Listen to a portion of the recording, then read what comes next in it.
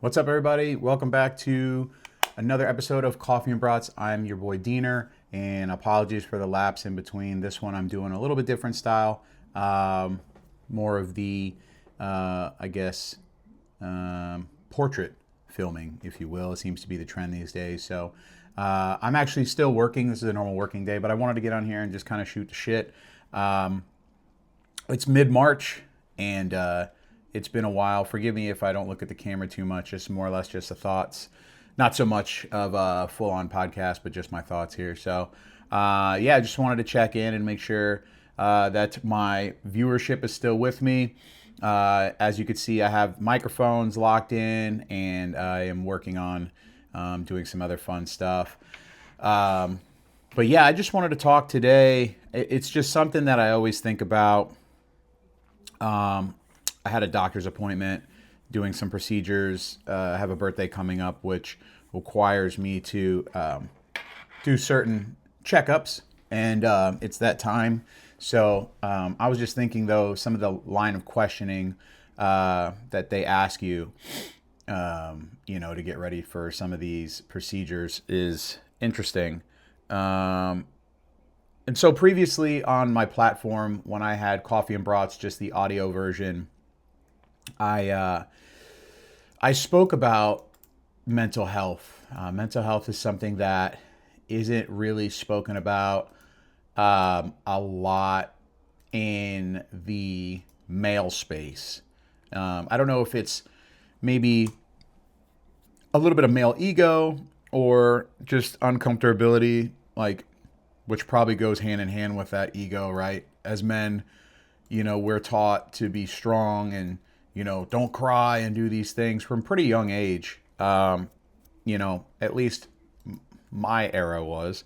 I'm an 80s baby, 90s kid. So, in that era, at least for me, not an abusive type of level, but it was just taught upon me to just suck it up, right? Get up, shake it off, keep moving. Whether I fell off a bike, whether I got, tackled on the playground or outside in the neighborhood playing flag football, whatever the case may be. If I got some sort of injury, rather than, get my eyes watery, just, shake it off and move on. That's what we were taught. So, and I think a lot of that carries over into adulthood.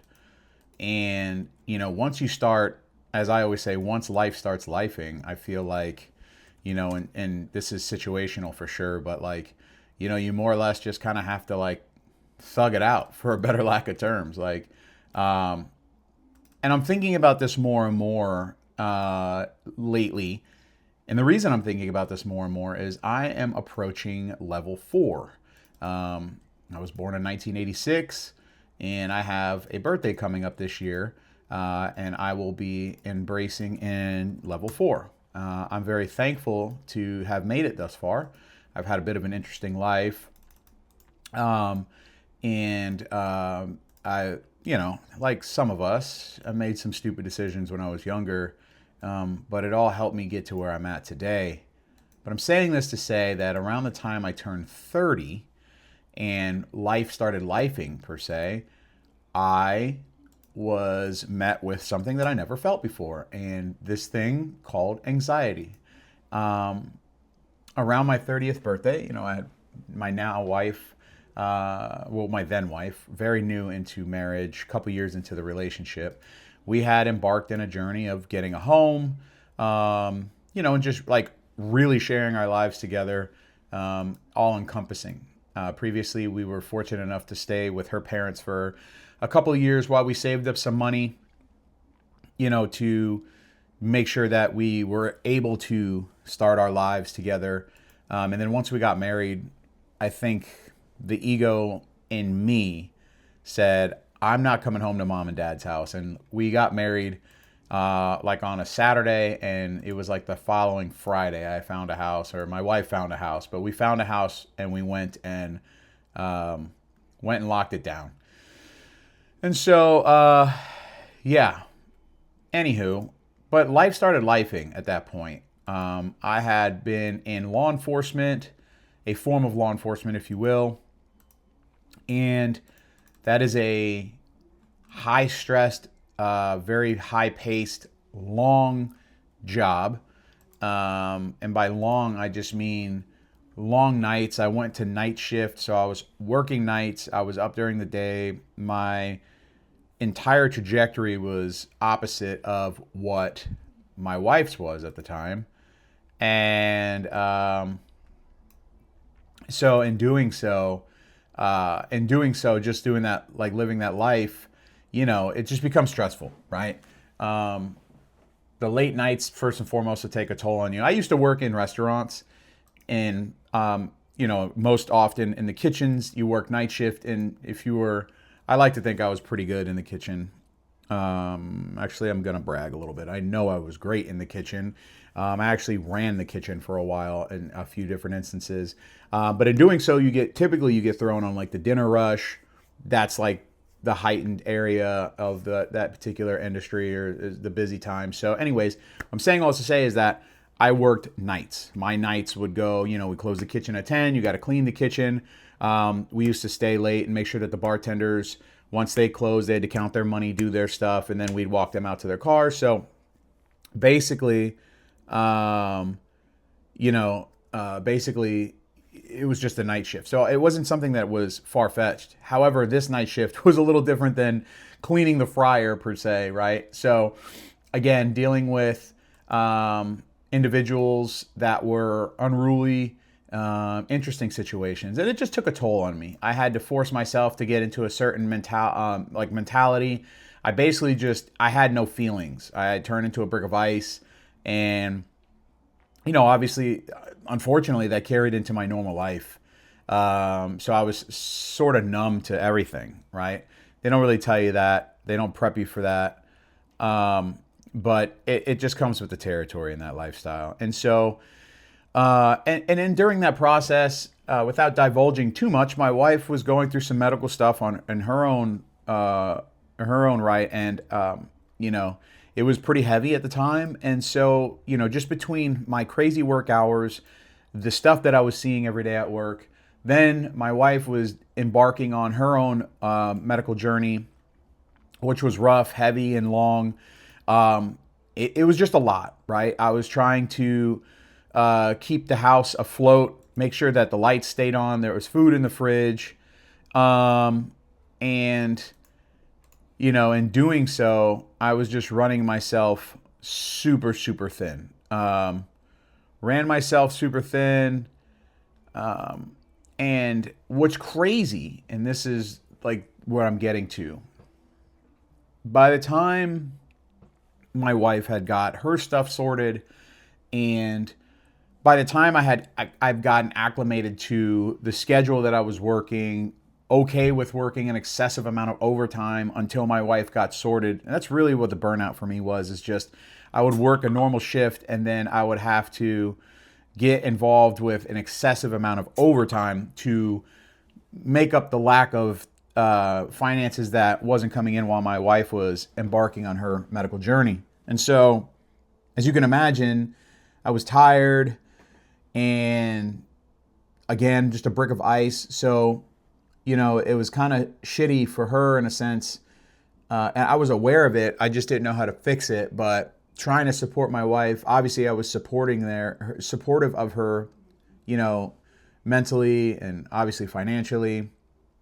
But emotionally, it was kind of weird because in order to do what I did for a living, you had to kind of turn into this brick of ice, and there wasn't like an off switch. And I was cognizant of this, very cognizant of it. My wife even mentioned like, hey, like, dude, like you have no emotion. And obviously that lived with me for a while. But we had gone through that patch and we made it out. Like, she got much better with her situation, had went back to work. Months had passed by. I didn't have to work so much overtime unless we just wanted some extra money. And so the pressure had subsided drastically. And it was great. I was like, oh shit, we're back to normal, or is whatever one would deem normal. Then the weirdest thing started happening. I actually started getting these lightheaded spells. And the first time I dealt with this was I was actually riding into work. Now, by this time, I had moved to day shift, which was great. But I was riding my Harley into work, and it was about 4:45 in the morning. I was in the back road of the area that I live in. It's very dark, long back road. And I started getting these dizzy spells, and I didn't necessarily know what it was. And so obviously I caught myself and I pulled over on the side of the road, and I dove in and just like took a deep breath and was like, all right, turn the bike off. I was like, what the hell's going on? Stood up, walked around a second. Mind you, you can't see your hand in front of you unless the headlight's on this bike. So, I'm like thinking like, I need to get the hell out of here because there's wildlife that is within the woods in the area. And I really wasn't far from work, maybe a mile or two, I would say. I mean, it was fairly close, but I never experienced anything like that before. And so I got back on the bike and I was able to maintain composure. We'll just call it that, steadiness. And at a low speed, about 45 or so, I rode to my destination, made it to work, turned the bike off. And I walked in and I spoke to my captain and I told him, I was like, yeah, this crazy thing just happened. And, this is what was happening, so on and so forth. He actually was like, hey, listen, that sounds like something's going on. He was aware of what was going on in my life at the time. And shout out Captain Ramsey, wherever the hell you are today. And honestly, shout out to all my coworkers from that time frame. At one form or fashion, all these men and women were there for me as a support group. They knew I was really kind of going through it. Just the amount of stress that I had, just like making ends meet, picking up the tab for while my wife was getting her stuff together. And so, and anyways, he just like, listen, dude, like we already know what you've been through. So like, let's just kind of cool out for a minute. And so he didn't necessarily put me on shift. He just kind of kept me up front doing paperwork, which was interesting. But thankfully he did that. And so the dizzy spells kept happening, so on and so forth. Didn't necessarily know what it was. And he was like, hey, man, my captain came up to me and was like, hey, as this is kind of a procedural thing, but he was like, hey, you keep talking about how you're feeling a certain way. He goes, it's a liability.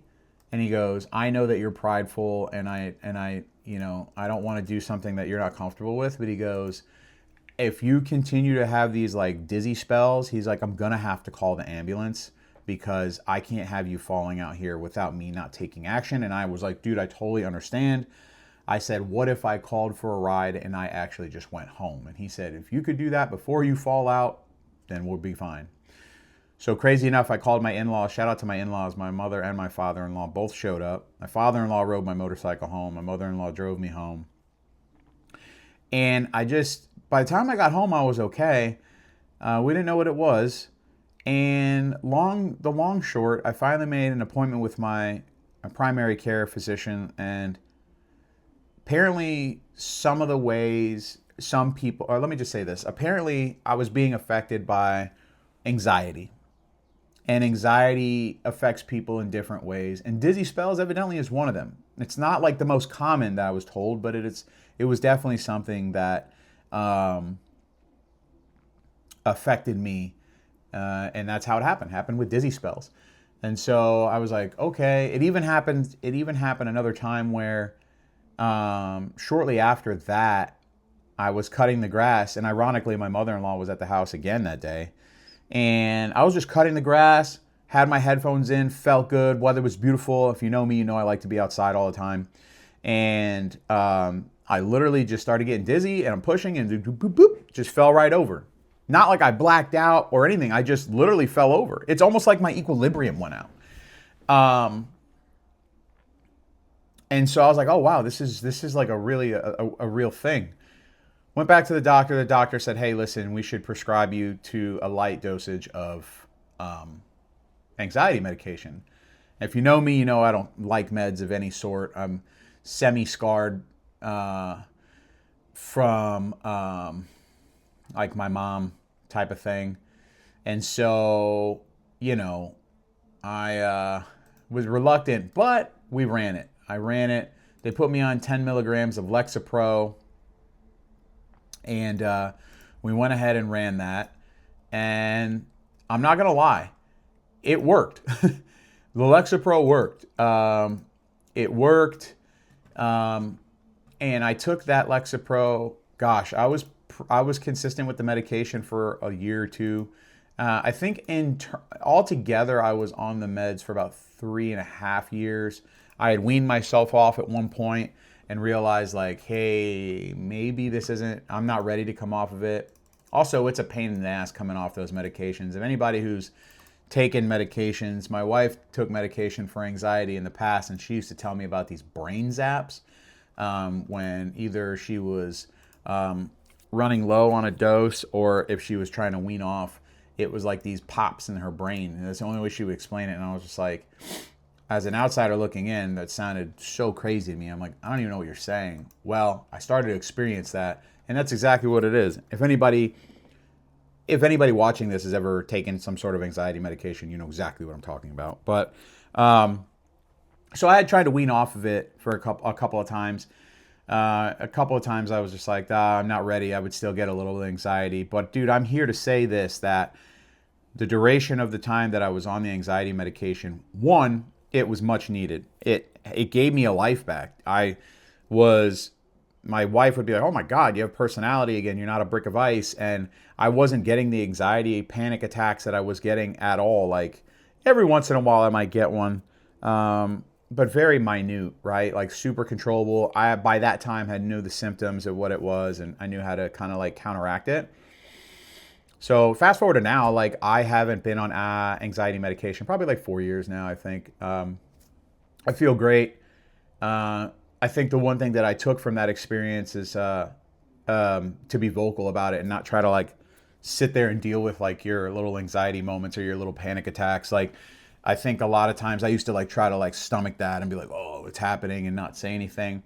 But I've become more vocal. I've actually kind of like told my wife to like, I do certain things that I'm not going to display here. But I do this weird actually, I'll do it. It's very weird when I'm going through some sort of a little anxiety or have a little bit of anxiety. I tap my chest. Oh, that's the microphone. Sorry. But I tap my chest. Not like this, but like, I tap my chest, and it's weird because sometimes when I would feel a little anxiety, I would feel it like in a form of a heart palpitation. And in more recent years, I was told that I have a form of heart disease, carotid heart disease. I don't know what carotid heart disease. Long short, I have some blockages going up and down, very, very minute, but maybe too much for my age group. I used to be about 500 pounds, so that doesn't help my cause. Anyways, so I think a lot of that when I get those heart palpitations. So that's why I start tapping on my chest. And so I told my wife, like, if I'm doing this, so now she knows. So sometimes, every once in a while, I get just like a little anxious, and I start doing this. She knows what's going on. So secret's out, boys. If you ever see me and I'm doing that, unless I just hammered something with carbonation, like, I don't know, maybe I'm trying to work up a good burp, but that's probably what's going on. But anyways, yeah, the medication worked, and I'm not afraid to say that. I say this to say, if you are experiencing any kind of anxiety, depression, anything, specifically the males too, like, dude, it doesn't make you any less of a man to like open up about it and chat about it, talk about it. I think that in our society, we need to be more vocal about it. We are in a society, and we live in a world today, like I live under a rock, thankfully, but I listen to a lot of podcasts, and that's how I keep up with current events. So I'm aware of where we're at in the world today and things like that. And that could be stressful for people, and people can have reactions to these times, and I think it's important that you just vocalize it. I will say this: if anybody that is watching or listening, like if anybody ever at any point in time, vocalizes that they're going through it, and they're confiding in their friend or somebody, like honestly, if you get any kind of like pushback, or somebody doesn't take you serious, or somebody tells you to suck it up, like, just know that whoever you're speaking to, whatever you think of them, they are not that person to you. It is 2026, and back in 96, we didn't know what mental health was, or maybe we didn't speak about it as much. But in 2026, mental health is just as important as making sure that your shoes are tied. And there's really no way to put it other than that. Talk to somebody, get it off your chest. Don't be afraid of, to divulge your information. It doesn't make you less of a person, doesn't make you less of a man, or doesn't make you less of a woman. What it is doing is level setting and hopefully helping you find an outlet or achieve some sort of release from that. Lots of outlets to do, to talk to, and obviously you can Google it. There's probably doctors or physicians in your area, therapy for sure, but friends and family. I've also too know, and I tell this to people, like a non-biased opinion may be your best route. A lot of people are afraid and they are ashamed to admit certain things. Luckily for me, I'm really vocal about like what I'm feeling and things of that nature. So I don't actually have an issue telling people what's going on with me or like what I think in the moment. So it was fairly easy for me to just come out and say what I felt. And whenever I'm going through a moment, it's not hard for me to say. But some people it is. And so whatever outlet that may be, if YouTube or podcast is like your thing, there's tons of things to do. Also too, what I do and what I've been actively doing a lot more recently, I did it and then I kind of like mellowed out on it for a while, but like, I think it's important for every person. And again, this isn't something that like, I'm not a doctor, but this is what works for me. But let me just move you guys over. Forgive me. I'm still working, so I'm literally talking and working at the same time. So if you can hear my mouse clicking around, I apologize. Yeah, what I do, I find 15 to 20 minutes every day. I have a yoga mat, I have my foam roller, and I have a little bit of space in the garage that like I'm fortunate enough to have plenty of bedrooms in my house, but they're all occupied. And I have cats and obviously I have my wife, and like I just need a little bit of space of like me time. And not that those things or people are impeding in that often, but I'm saying this to say is I have a little space in the garage next to my truck. Not a lot of space, but I've got my yoga mat, my bands, my weights, like just a little bit of like space. And what I do is I turn the big light off. I have some like decorative pink and purple lights, like Christmas style lights, kind of matches my truck. So I just turn those on. And for 15 minutes, man, I just focus on breathing, stretching and breathing, movement, small movements, stretching and breathing. And in that moment, all I'm doing is focusing on that, and I'm letting go of everything else. The worries of the world, letting go. And I know this sounds super cliche or like, ooh, the quintessential thing you see like on the TV or in movies or whatever, like Zen, whatever. None of that is bad. But what I'm saying, I know it sounds like that, or maybe this sounds goofy, but it is so important. And I do this every day. I take time for myself. And I make sure that I just, for that, 15, 20 minutes, I focus on myself and I focus on just good breathing and shutting out the world. We also live in a society where we are completely attached to our phones, to our computers. I mean, I'm talking to you. You're watching me on either a phone or a computer, right? So there's that. And, inadvertently, you don't realize it, but there's like unnecessary pressures and social media, like, you're forced to share this beautiful life that you're living or whatever. Like, I don't know, maybe you aren't. For me, I don't personally have a social media to share life I just share my moments. Some moments suck. Like when my truck breaks down, I'm on the side of the road, or if I'm fucking injured. Like, I'm also not afraid to show the down moments. Like, that's a lot of people, like, they don't show their shit. And I think everybody sees like the travel and the designer bags and like the physique and this money and cars and shit, and people just like unintentionally feel like they've got to keep up with the Joneses. You don't realize that. But in a lot of instances, you post, when you go out to a nice restaurant, you post the location, you post the picture, the plate. You're posting in the moment, but it's something inside you, and even me, like you don't realize it, but like it just, you got to do this. You're like, whatever. And so I'm saying all this to say that, like, inadvertently, technology applies an unnecessary bit of pressure. And so, with that being said, you should also find time to disconnect from that, if you can. I work in technology. Hell, I'm talking to you right now. I'm clicking away on a computer.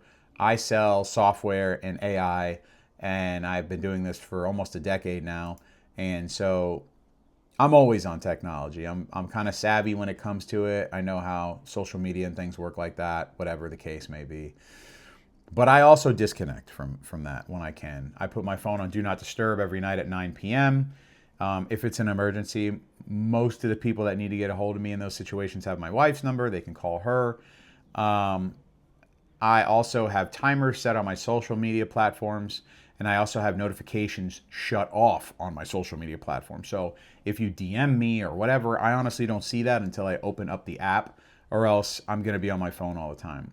I love Instagram. Everybody knows I'm an Instagram junkie. I've been on it since the inception. I also like Facebook too, but I'm sick of the political post, and Facebook was way cooler before everybody's parents were on it that had some sort of political jargon they wanted to share. And it's no shot at the parents, because these are all beautiful people as well, and they also show me love over the years. But I'm just just want to see bikes, cars, and it's kind of hard to do that anymore on Facebook. So I've been an Instagram junkie ever since the inception. But even if I don't set those parameters for myself, I get sucked into doom scrolling. It's just what we do. But I've made it a point to like limit all of that too, and I have genuinely found that I feel better. I do feel better. I'm not constantly looking at the screen and this and that. So, maybe that's something you can implement. But I think self-care, what I'm getting at here overarching, we'll just call it self-care. I think self-care is something that is important in whatever form or fashion that may be for you, whether it's putting down your phone, going out in the garage and doing some stretching and breathing exercises like I do. I love going outside, so riding my bike is my thing. I was injured for the longest time. For many of you that have followed the channel, I did plenty of updates on my Achilles. I'm healthy, I'm happy, I'm strong, I'm out riding my bike again.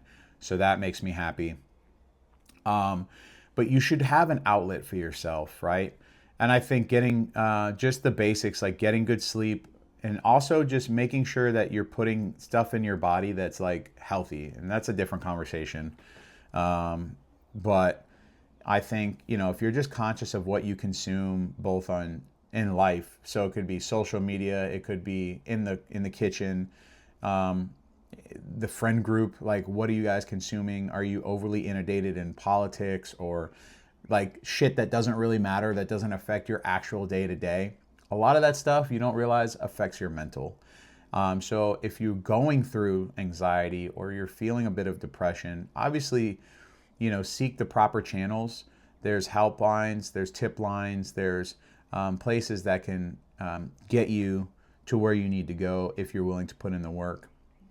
But you should also, in the interim, just try to cut back on some of that bullshit that might be impeding in your day to day and making you feel some of the ways that you are. I'm not perfect. I'm not a professional doctor and I'm not a guru, but these are just some experiences of how I've navigated my instance of anxiety. I'm not afraid to say that mental health matters, and it's just as important, like I mentioned, as tying your shoe every day. It's important. It's a full-time job, and you need to make time to make sure that it is okay. Back in the 90s, we didn't have all these distractions. We didn't have social medias and all this other shit. It was more or less where everybody was going to be, and maybe who had an extra gun for the duck hunt on Nintendo.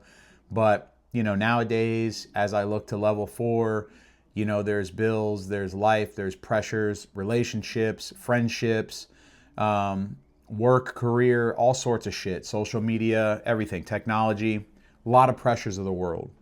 So I encourage you to take a moment, find yourself, do the work that it takes to make sure that you are happy, healthy, and strong at any capacity, every capacity, and every day. Again, I'm not a professional here, but I just wanted to get on here. I can't stress how important it is to take care of yourself. Self-care is everything. Also, it's not just mental health. Physical health goes hand in hand with mental health. Go outside, touch the earth, go feel the sun, move your body. Those things give you natural endorphins and release different things into your brain and make you feel happy and positive. I'm not saying go run a marathon, but I'm saying go outside, sweat a little bit, work in the yard, go play basketball. If you have kids, get active with them. A lot of things you can do for your mental health before having to resort to a medication or even a specialist. But all of those things are great things to do. You shouldn't be ashamed of it. This is just part of life. And if you navigate well, you'll be just fine. I promise that. If you have any questions, want me to follow up on something, if you're feeling a certain way, please let me know in the comments. Let me know if you want to share your own story. I'm happy to hear what you've got to say in the comments below. If you like what you heard, please give me a share, hit me with a thumbs up, tell me what you think. And if you hear and you want to see more of this, feel free to subscribe. We're on the road to 1,000 subscribers, and I can't do it without you guys. And yeah, if you made it this far, I appreciate you. And until next time, I'll see you later. Peace.